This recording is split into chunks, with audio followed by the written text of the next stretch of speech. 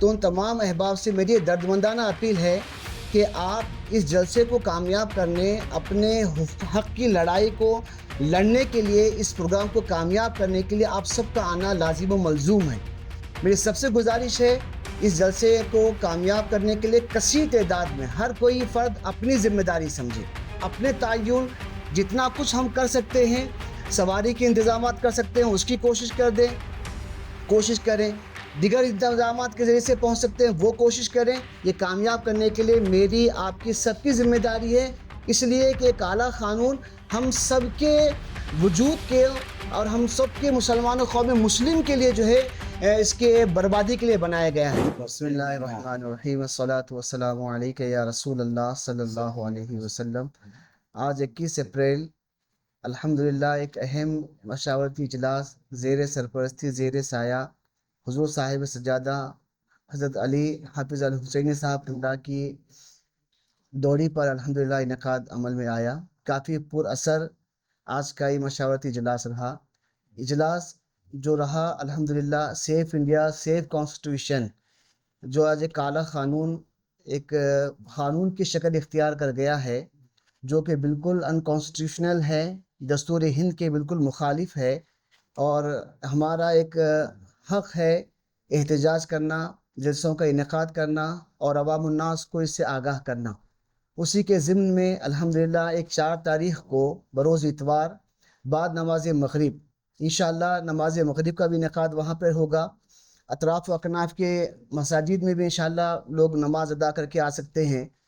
تو نماز مغرب کے فوراً بعد 7 بجے انشاءاللہ جلسے کا آغاز ہوگا، اور انشاءاللہ اس میں مختلف ہندوستان کے دیگر جگہوں سے بھی جو ہے مقررین آ رہے ہیں۔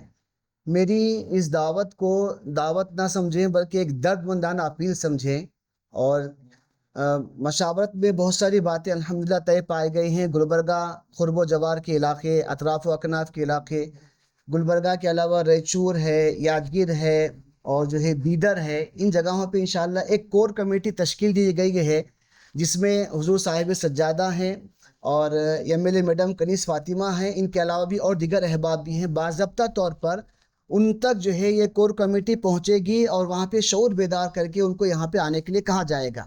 لیکن جن تک یہ بات نہ پہنچی ہو، یا ہمارا پہنچنا نہیں ہوا، یا کور کمیٹی کا پہنچنا نہیں ہوا، تو ان تمام احباب سے میری دردمندانہ اپیل ہے کہ آپ اس جلسے کو کامیاب کرنے، اپنے حق کی لڑائی کو لڑنے کے لیے، اس پروگرام کو کامیاب کرنے کے لیے آپ سب کا آنا لازم و ملزوم ہے۔ میری سب سے گزارش ہے اس جلسے کو کامیاب کرنے کے لیے کثیر تعداد میں ہر کوئی فرد اپنی ذمہ داری سمجھے، اپنے تعین جتنا کچھ ہم کر سکتے ہیں، سواری کے انتظامات کر سکتے ہیں اس کی کوشش کریں، دیگر انتظامات کے ذریعے سے پہنچ سکتے ہیں وہ کوشش کریں۔ انشاءاللہ میں تنہائی چلا تھا جانب منزل، مگر لوگ ساتھ آتے گئے، کارواں بنتا گیا۔ یہ کامیاب کرنے کے لیے میری آپ کی سب کی ذمہ داری ہے، اس لیے کہ ایک اعلیٰ قانون ہم سب کے وجود کے اور ہم سب کے مسلمان و قوم مسلم کے لیے جو ہے اس کے بربادی کے لیے بنایا گیا ہے۔ میری گزارش ہے کہ اس جلسے عام کو کامیاب کرنے کے لیے آپ خود بھی تشریف لائیں اور دیگر احباب کو بھی اس کی دعوت دیں۔ السلام علیکم ورحمۃ اللہ وبرکاتہ۔